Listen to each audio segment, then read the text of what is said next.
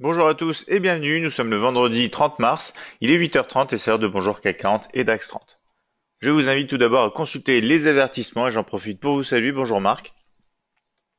Si vous avez des questions, bien sûr, n'hésitez pas à me les poser au cours de cette séance d'analyse live.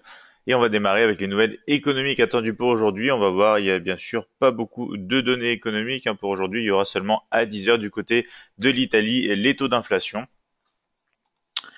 Et on va analyser donc ensemble les supports et résistances attendus pour aujourd'hui. On va regarder uniquement le marché Forex et crypto-monnaie puisque la plus grande majorité des marchés sont fermés aujourd'hui donc pour les fêtes de Pâques. On va démarrer avec le Forex, donc Euro USD CFD pour un premier support sur les 1,23, 1,2260 et 1,2210, tandis qu'on a des résistances à partir des 1,2330, 1,2380 et 1,2420. Du côté de la livre sterling, avec le GBP USD, on retrouve un support sur les 1,3985, 1,39 et 1,38, des résistances et obstacles à la hausse à partir des 1,4065, des 1,4130 et des 1,4170.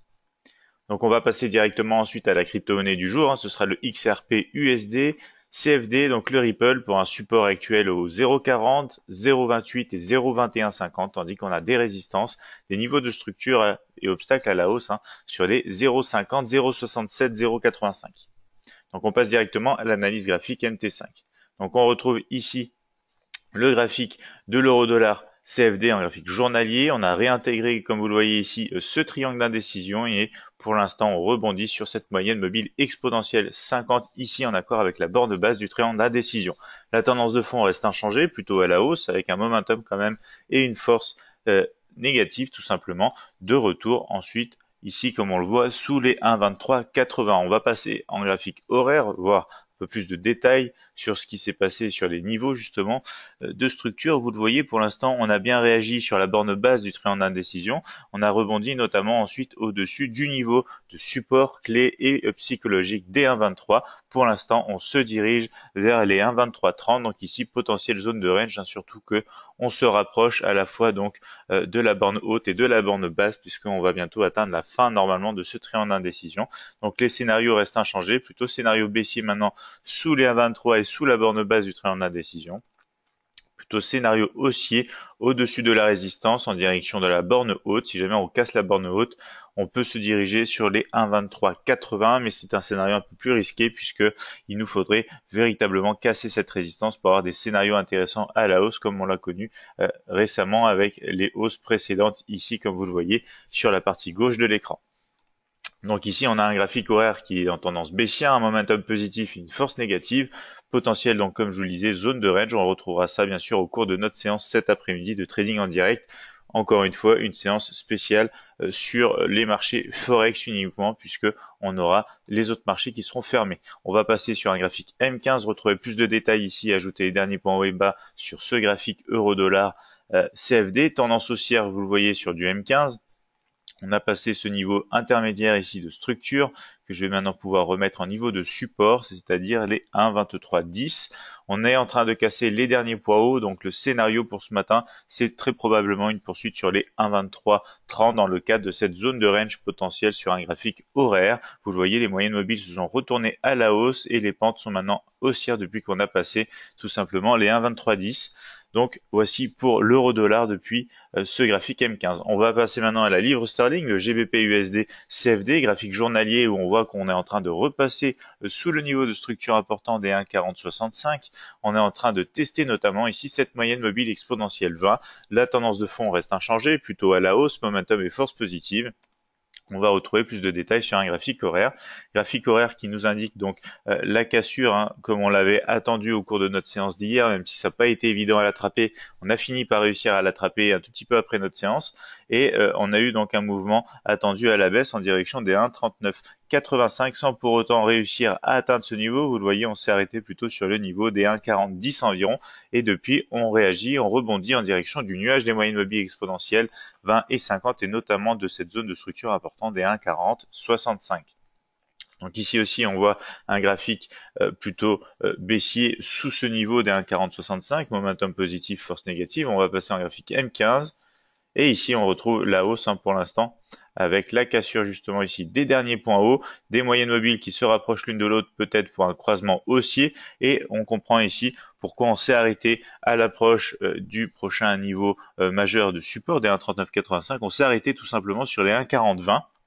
Donc suite à la cassure d'hier de cette formation de triangle d'indécision qui nous a fait des faux départs à la hausse, à la baisse, avant de générer ici un réel départ à la baisse. Et on a pu, vous le voyez ici avec donc les positions historiques, réussir à attraper enfin le signal de baisse qu'on attendait depuis le début de la séance. Donc ici, vous le voyez, un scénario plutôt en hausse attendu en direction d'un retest des 1,4065. Donc on va d'ailleurs ici actualiser voilà les scénarios. On les retrouvera cet après-midi. Donc pour l'instant, plutôt scénario haussier comme ceci. Et un scénario baissier uniquement si on casse les derniers points bas. À ce moment-là, on n'aurait pas beaucoup de distance à parcourir, hein, vous le voyez, pour rejoindre le support des 1,3985 après la cassure ici de ces niveaux. Je vais maintenant pouvoir enlever voilà le triangle d'indécision. Et on va regarder ça de nouveau en M15. Voilà, pour un scénario plutôt aussi au cours de la matinée sur le GBP USD CFD. On passe à la crypto-monnaie du jour maintenant. Ce sera donc le Ripple XRP USD CFD. Vous le voyez ici, tendance bien sûr à la baisse. On a des moyennes mobiles qui sont à la baisse. On a eu un rebond, deux rebonds en tout, hein, depuis ces nuages qui sont en pente bien sûr baissière. Tout indique la baisse, le mini terminal aussi, avec ici un momentum négatif, une force positive et une tendance baissière. On est en train ici de tester la zone des 0,50. Alors on va passer en graphique H4. On va voir que c'est maintenant une zone ici qui représente une résistance, et en plus on va avoir aussi la borne basse ici de ce canal baissier sur un graphique H4 qui peut jouer aussi une zone de structure et nous permettre de poursuivre à la baisse en fait en direction des 0,40, niveau inférieur de support. La tendance ici est baissière, momentum négatif, force négative. Donc le scénario baissier identifié depuis lundi dans notre analyse hebdomadaire tient la route, hein. On est en train justement, on a touché les 0,50, donc on est en train de poursuivre la tendance baissière. On va actualiser ce scénario avec une poursuite baissière depuis donc le rebond possible ici sous les 0,50 pour aller déjà chercher les 0,40, et scénario haussier si on réintègre ici donc bien sûr cette zone de résistance qui redeviendrait donc support, et qu'on réintègre le canal, on pourrait aller chercher la borne haute ici du canal avec possiblement d'ici là justement le nuage des moyennes mobiles. Bien sûr, pour aller chercher ici ce niveau de résistance des 0,67, il faudrait quand même casser la borne haute, hein. Idéalement, là, ici, voilà, idéalement justement, et repasser au niveau, au-dessus, pardon, d'un niveau comme les 0,55-40 qui peuvent faire, bien sûr, une zone, comme vous le voyez ici, une zone de structure intermédiaire avec ici support, ici potentiellement résistance, et une fois cassé, pourrait jouer donc le rôle de support et nous aider à passer à la hausse au-dessus. Donc on va d'ailleurs ici symboliser ce niveau avec un niveau intermédiaire que je vais mettre ici en pointillé rouge, puisque c'est pour l'instant quand même un niveau intermédiaire bien sûr de résistance. On le voit ici, on va le mettre sur les 0, voilà, 55-50 même, dans le cas où on aurait un mouvement qui nous permet de repasser à la hausse et d'aller chercher les 0,67, mais vous le voyez bien, tout indique la poursuite de la baisse ici. On va même passer sur un graphique horaire. Graphique horaire, on va retrouver ici voilà les négociations qui tournent pour l'instant autour, hein, du niveau des 0,50. On a un double bas ici. Pour le moment, on est en train de rebondir, vous le voyez, depuis la moyenne mobile exponentielle 20 en bleu, et notamment depuis la borne basse du canal baissier, potentiellement pour une poursuite donc à la baisse. C'est le scénario favori étant donné ce qui se passe sur les unités de temps plus larges. On va regarder rapidement ce qui se passe sur les autres crypto-monnaies, puisqu'on les a étudiées jour après jour dans nos épisodes de Bonjour CAC 40 et DAX 30. En ce qui concerne le Bitcoin Cash, le scénario baissier s'est bien concrétisé. Pour l'instant, on s'est même arrêté pile poil quasiment sur le support des 670. Donc on verra l'évolution bien sûr la semaine prochaine avec de nouvelles analyses. Pour l'instant ici aussi le scénario s'est bien déroulé en direction des 400, on a même cassé, et maintenant on revient possiblement tester les 400 en tant que résistance ici sur l'Ethereum, le THUSD CFD, et possiblement ici aussi on pourra rebondir à la baisse avec la partie basse du canal baissier. Le crypto-monnaie Monero XRP USD ici a rebondi une fois de plus donc sous les 200 pour bien représenter ici la zone de structure et de résistance en accord avec le nuage des moyennes mobiles. Et pour l'instant donc on s'est dirigé en direction des 150. On est en train de réagir un petit peu, mais au moins on a atteint les 175. C'était notre niveau intermédiaire ici. Voilà, à surveiller. On va peut-être même réagir ici à la baisse en approchant en fait cette oblique baissière à ce niveau des 175. On va regarder aussi bien sûr le Bitcoin qui a fini par casser cette oblique moyen long terme, casser ce niveau de support des 7300, niveau de support important qui devient bien sûr résistance. Et pour l'instant, donc scénario baissier toujours en cours, on vient quand même possiblement rejoindre à nouveau les 7300 pour attendre un rebond baissier sur cette résistance. Le cadre de la tendance de fond est toujours à la baisse sur cette crypto-monnaie, le BTC USD et le Bitcoin, bien évidemment, la crypto-monnaie la plus importante à suivre sur les marchés crypto-monnaies.